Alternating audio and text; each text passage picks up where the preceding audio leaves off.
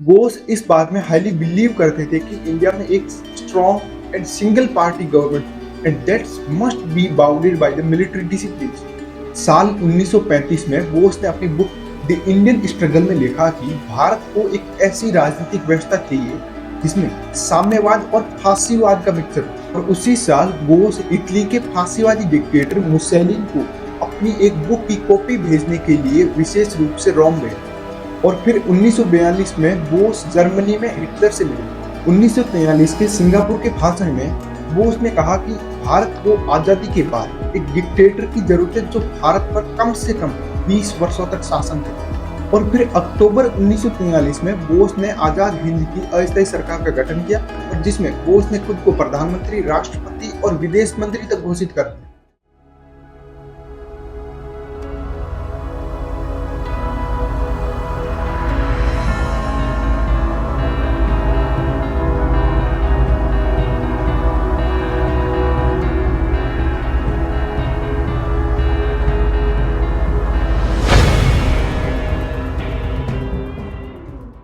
गणेशा, आज के इस एपिसोड में देखेंगे कि क्यों सुभाष चंद्र बोस चाहते थे कि इंडिया एक डिक्टेटरशिप बने, ना कि एक डेमोक्रेटिक नेशन। आखिर डेमोक्रेसी में प्रॉब्लम ही क्या है? जब डेमोक्रेसी हमें right to freedom of speech दे रही है, राइट टू इंफॉर्मेशन दे रही है, right to equality of education दे रही है, right to protest against exploitation दे रही है, डेमोक्रेसी में हमें वो हर चीज मिल रही है जिस चीज की हमें जरूरत है। तो क्या सुभाष चंद्र बोस का इंटेंशन गलत था या फिर वो किसी अलग टाइप की डिक्टेटरशिप की बात कर रहे हैं? आगे चलने से पहले मैं आपको बता दूं कि इस वीडियो में काफी चीजें ऐसी होगी जो आपकी विचारधारा या आप जो सोचते हैं उससे एक अलग डायरेक्शन या उसके पैरेलल में एक न्यू डायरेक्शन में हो सकती है। तो एक बार शांत मन और खुले दिमाग से पूरी वीडियो को देखना और उसके बाद एक लॉजिकल वे में अपना खुद का एक पॉइंट ऑफ व्यू बनाना। अब वापस मुद्दे पर चलते हैं और पहले बात करते हैं डेमोक्रेसी। अगर डेमोक्रेसी सही होती तो आज तक इंडिया में गरीबी खत्म हो जानी चाहिए, क्योंकि आजादी से लगाकर आज तक हर एक पार्टी अपने मैनिफेस्टो के थ्रू या फिर किसी भी प्रकार से ये दावा करती है कि हम गरीबी हटाएंगे। लेकिन फिर भी आज इंडिया की 80 करोड़ पॉपुलेशन सरकार के दिए हुए अनाज पर जी रही है और इंडिया की हंगर इंडेक्स में रैंकिंग 111वीं है 125 में से। अगर डेमोक्रेसी हमें right to freedom of speech दे रही है तो क्यों आज इंडिया की ranking world press freedom index में 161 है आउट ऑफ 180? ऐसा सिर्फ इंडिया में ही नहीं है बल्कि जहां पर भी डेमोक्रेसी है सबका हाल यही है। अब पाकिस्तान को देख लो, पाकिस्तान की रैंकिंग है 150 आउट ऑफ 180, बांग्लादेश की 163 और श्रीलंका की 135। और रही बात एजुकेशन की, तो रिसेंटली एक सर्वे हुआ था असर नाम करके, जिसने 9 से 12 तक के बच्चों पर एक सर्वे किया था और जिसमें पता लगा कि 9 से 12 तक के बच्चों में से 26% बच्चे ऐसे हैं जो सेकंड क्लास की टेक्स्ट नहीं पढ़ सकते। 36% स्टूडेंट सब्सट्रैक्शन नहीं कर पाते, यानी कि 36% स्टूडेंट्स को माइनस तक नहीं करना आता और 56% स्टूडेंट्स को डिवाइड तक नहीं करना आता। यानी इमेजिन दिस। अगर आप रिपोर्ट्स को भी नहीं मानते तो मैं आपसे कुछ डायरेक्ट क्वेश्चन पूछता हूँ। क्या आपके पास right to freedom of speech है? क्या आपके पास राइट टू इंफॉर्मेशन है? क्या आपके पास right to equality of education है?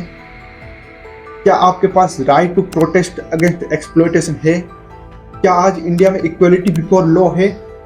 क्या ये सरकार आपकी है या उद्योगपतियों की? क्या ये सरकार आपके लिए है या फिर बड़ी हस्तियों के लिए? क्या इस सरकार को आपने बनाया है या फिर किसी तरीके से आपको मैनिपुलेट करके इस सरकार को इलेक्ट करवाया गया है? ये क्वेश्चन मैं बीजेपी के बारे में नहीं पूछ रहा हूँ, ये मैं डेमोक्रेसी के बारे में पूछ रहा हूँ। क्या डेमोक्रेसी आपको ये सब कुछ दे पाया जो डेमोक्रेसी ने आपसे प्रॉमिस किया था? क्या डेमोक्रेसी अपना काम कर रही है या फिर हम सबको कहीं ना कहीं कैपिटल सी बनाया जा रहा है? पर क्वेश्चंस बहुत सारे हैं दोस्तों, पर जो जवाब है वो कहीं ना कहीं इस सिस्टम और इस समाज के इर्द गिर्द ही घूम रहे हैं। पहले मैं आपको ये बात समझा देता हूँ कि जनता को डेमोक्रेसी में बेवकूफ कैसे बनाया जाता है। यहाँ पर मैं आपको एक एग्जांपल से समझाता हूँ। यहाँ पर दो बस ड्राइवर हैं, driver A and driver B. Driver A कहता है कि मैं आपको पूरी सेफ्टी एंड सिक्योरिटी के साथ आपको आपके डेस्टिनेशन तक पहुंचा दूंगा और मैं पूरे तरीके से रूल रेगुलेशन और ट्रैफिक के जो रूल है उनको फॉलो करूंगा। लेकिन वहीं पर ड्राइवर बी कहता है कि मैं आपको बढ़िया एसी वाली सीट दूंगा, स्लीपर, और उसके साथ खाना पानी सब कुछ हमारी तरफ से, और फुल वाईफाई और हर चीज की आपको फैसिलिटी दी जाएगी। और किराया भी ड्राइवर बी की बस का 50 रुपए कम है। तो आपको क्या लगता है कि ज्यादा पैसेंजर कौन सी बस में होंगे? ऑफकोर्स बी में होंगे, क्योंकि उसने पैसेंजर्स को लालच दिया कि मैं आपको ये फैसिलिटी दूंगा, लेकिन उसने ये नहीं बताया कि मैं बस चलाऊंगा कैसे। उसने सेफ्टी की कोई बात नहीं की, उसने ये नहीं बताया कि मेरे पास ड्राइविंग लाइसेंस है या नहीं है। और यही डेमोक्रेसी का हाल है। इस चीज को आप कंपेयर करके देखो कि यहाँ पर दो पार्टीज है, ए एंड बी। मैं बीजेपी एंड कांग्रेस की बात नहीं कर रहा हूँ, मैं दो पार्टी की बात कर रहा हूँ। कोई भी पार्टी हो सकती है, party A and party B. Party A आपको कहती है कि हम इस तरीके से काम करेंगे, इस सिस्टम से काम करेंगे, लेकिन पार्टी बी कहती है कि हम आपको इतने पैसे दे देंगे, वो दे देंगे। आपको अलग अलग टाइप के लालच दिए जाते हैं और उसमें जनता को फंसाया जाता है। और बड़ी बात यह है कि जनता उसमें फंस भी जाती है, और बहुत इजीली। और ऐसा नहीं है कि पॉलिटिकल पार्टी जानबूझ के या अपनी मर्जी से ये सब कुछ कर रही है, क्योंकि जो मार्केट में डिमांड होती है उस चीज की सप्लाई तो होती है डेफिनेटली। और पॉलिटिक्स हमेशा पूरे तरीके से बिजनेस के मॉडल पे काम करती है। जिस चीज की डिमांड ज्यादा होती है उस चीज की सप्लाई डेफिनेटली होगी।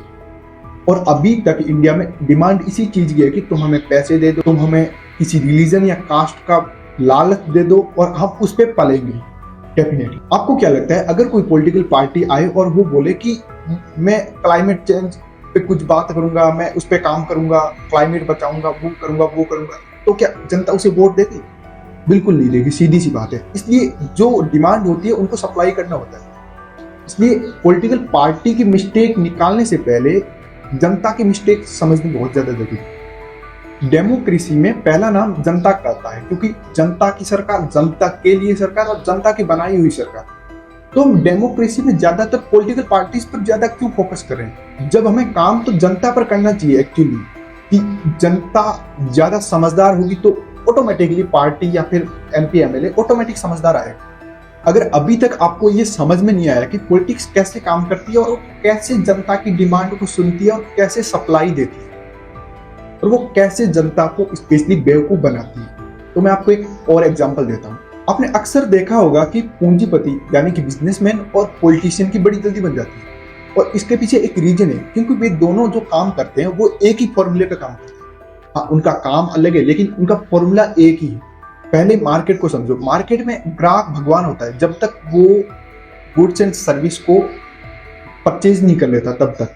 और वैसे ही डेमोक्रेसी में वोटर भगवान होता है जब तक इलेक्शन होता है, यानी कि मॉडल कोड ऑफ कंडक्ट लगा होता है तब तक। फिर इलेक्शन से जस्ट 2-3 महीने पहले दुकानदार भी अपना माल बेचने के लिए बड़ी मीठी मीठी बातें करता है। भले ही आपको उस चीज की रिक्वायरमेंट हो या ना हो, लेकिन वो आपको ऐसा फील करवाएगा कि यहाँ आपके डर पैदा करेगा कि आपको ये चीज लेनी ही पड़ेगी, भले ही वो चीज आपके पास पड़ी हो या फिर वो फाइनेंशियली आपके लिए कितनी ही हार्मफुल क्यों ना हो, लेकिन वो आपके मन में लालच पैदा करता है या किसी चीज का डर पैदा करता है। और इस दो मॉडल पे ही इलेक्शन में भी काम होता है, या तो लालच दो या फिर डर दो। पॉलिटिशियन भी जनता के मन में एक लालच या डर पैदा करते हैं। लालच पैसों का हो सकता है, डर धर्म जाति कल्चर का हो सकता है, और इससे भी घटिया काम एक और होता है, वो होता है 500 रुपए के बदले वोट देना। एक शराब की बोतल के लिए वोट देना, भले ही वो शराब कितनी ही खराब क्यों ना हो। और कहीं कहीं पर तो ऐसे केसेस आए कि लोग उस शराब को पीकर ही मर गए। अगर इलेक्शन नहीं होते, उनको वो शराब नहीं मिलती, तो कम से कम मरते तो नहीं, लेकिन लोग उस शराब को पी के मर गए।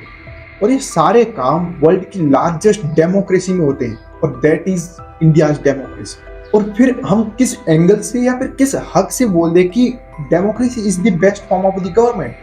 आपने कभी सोचा है कि गवर्नमेंट एजुकेशन पे इतना कम खर्च क्यों करती है, जबकि गवर्नमेंट चाहे तो 2 साल के अंदर अंदर इंडिया के एजुकेशन सिस्टम को वर्ल्ड के टॉप 10 में इजीली ला सकती है, लेकिन गवर्नमेंट ऐसा नहीं करती, क्योंकि गवर्नमेंट को पता है कि अगर कोई पढ़ गया, मैं यहाँ पर पढ़ने का सिर्फ और सिर्फ मतलब एजुकेशन से है, लिटरेसी से नहीं है। There is the huge difference between the literacy and the education. Literacy means just for job, education का मतलब होता है समझदार। समझ, वो अनपढ़ भी हो सकता है, समझदार बने, क्योंकि समझदार जनता या फिर समझदार आदमी को मार्केट और डेमोक्रेसी कभी भी पसंद नहीं करती। और ना डेमोक्रेसी को जो चलाने वाले लोग हैं वो चाहते हैं कि जनता पढ़े, यानी कि समझदार बने। और वो कभी नहीं करेंगे ऐसा। और यही रीजन सुभाष चंद्र बोस के डिक्टेटरशिप के आइडिया के पीछे one of the most important reason था, क्योंकि बोस को उस टाइम पे समझ में आ गया कि इंडिया के लोग अभी तक इतने समझदार नहीं है कि वो वोट देना डिसाइड कर सके। उन्हें पता था कि पॉलिटिशियन जनता को शॉर्ट टर्म लालच देंगे और जिससे वोट बटोरे जाएंगे, और यही हो रहा है आज तक। इसलिए बोस चाहते थे कि इंडिया में आजादी के बाद लगभग 20 साल तक एक रूथलेस डिक्टेटरशिप हो, ताकि जनता और देश दोनों एक सही ट्रैक पर आ जाए और जनता वोट की वैल्यू और वोट करना सीख जाए। बोस गवर्नमेंट को एक मिलिट्री डिसिप्लिन के साथ चलाना चाहते थे, क्योंकि वो जानते थे कि अगर काम को ज्यादा एफिशिएंटली और कम टाइम में करना है तो हमें मिलिट्री टैक्टिक्स का यूज करना पड़ेगा। और ये बात आज भी ट्रू है, क्योंकि जो काम ब्यूरोक्रेसी 3 साल में नहीं कर पाती, मिलिट्री उसी काम को 3 दिन में कर देती। जहां जहां पर सिविल सर्वेंट या सिविल सोसाइटी अपनी पीक परफॉर्मेंस के बाद भी उस टास्क को नहीं कर पाती है, लेकिन मिलिट्री उस टास्क को चंद घंटों या चंद दिनों में कर देती। और आज भी इंडिया को एक ऐसी टेम्पररी डिक्टेटरशिप की जरूरत है जो बोस के आइडियाज पर काम कर सके। बोस अपनी डिक्टेटरशिप में ये कभी नहीं चाहते थे कि लोगों में जाति, धर्म और संप्रदाय के नाम पर भेदभाव किया जाए। पर क्या बोस के इंटेंशन की आज के टाइम में उस टाइप की डिक्टेटरशिप पॉसिबल है? The answer is no. Then what's the solution? पहला सॉल्यूशन तो ये है कि आपको ये बात समझ में आई कि कैसे लालच दिया जाता है और कैसे काम करता है, और आप मुझे अभी तक सुन रहे हो, यानी आप उस लिस्ट में आ गए जिसमें आपको होना चाहिए।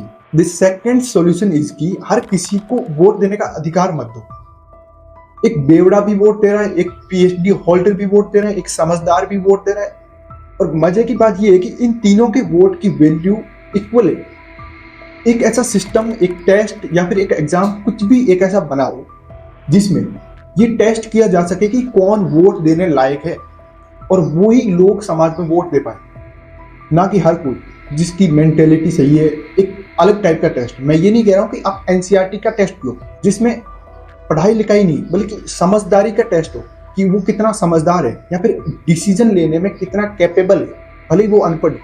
कई लोग कहेंगे कि ऐसे कैसे एक टेस्ट क्लियर करने वाला ही बंदा वोट दे सकता है, ये तो अनफेयर है। लेकिन मैं आपको एक एग्जांपल से समझाता हूँ कि आप एक देश को एक आर्मी की यूनिट से कंपेयर करो, और एक आर्मी की यूनिट में एक जवान और कमांडिंग अफसर दोनों के पास किसी भी टाइप का फैसला लेने में बराबर हक है, तो क्या वो यूनिट या फिर क्या ऐसी आर्मी काम कर पाएगी?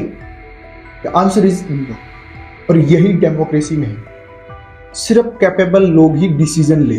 और इन सॉल्यूशंस पे भी एक अलग से वीडियो बन सकता है जो हम आने वाली वीडियोस में डिस्कस करेंगे। So be the part of this great journey by hitting the subscribe button. Today's closing statement is the indisciplined democracy is mobocracy, not a democracy. Thank you.